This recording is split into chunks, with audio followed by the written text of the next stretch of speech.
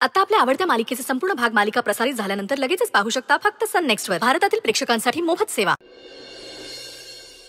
हे बघ मंजू, अमृताने आम्हाला सगळं सांगितलंय, पण तुला सांगू का, मला वाटतं तू सत्या खरंच चांगलं आहे ग. तुला काय गरज होती त्याचं लग्न मोडायची? म्हणजे चांगलंच केलंस तू त्याचं लग्न मोडून, पण तू मुद्दाम त्याच्या वाकड्यात गेलीस तर मग तो का गप्प बसेल ना? चांगला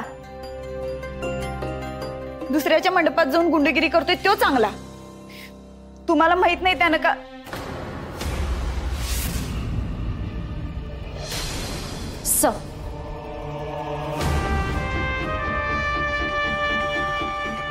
वाघमारे, कधी कधी तुम्ही स्वतः पोलीस आहात हे स्वतःच विसरता का हो तुम्ही? भर मांडवात तुमच्या होणाऱ्या नवऱ्याला कोणीतरी उचलून घेऊन जाता आणि तुम्ही बघत राहता, आणि वर त्यांच्या घरी जाऊन दादागिरी करता. अहो सर, तोच सत्य आहे जो तात्या साहेबांचा खास म्हणून आपण सोडला. माहिती आहे मला.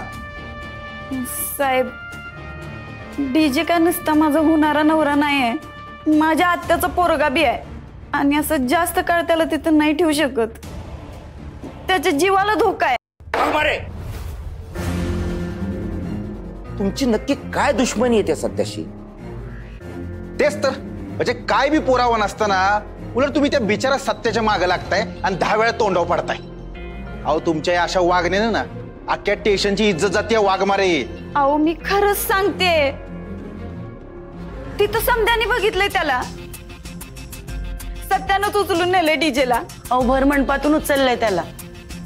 साक्षीदार पण सहज जमा होतील. आणि सर, प्रत्येक डावाला आपण मंजूलाच का पाहण्यात बघायचं? आणि एका कॉन्स्टेबलच्या साखरपुड्यामध्ये गुंडगिरी होते आणि आपण काहीच करू शकत नाही असं लोकांना वाटेल. मग सामान्य माणसं आपल्याकडनं काय अपेक्षा करतील साहेब? ठीक आहे, चला शोधू त्याला.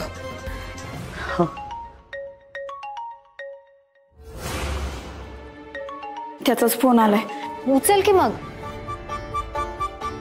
हॅलो वाघमारे मॅडम, अहो आम्ही तुमच्या होणाऱ्या नवऱ्याला घरी घेऊन आलोय, आणि तुम्ही कुठं आहे? मंडपातून घेऊन गेल्यावर विसरला का काय नवऱ्याला? आम्ही वाट बघतोय तुमची.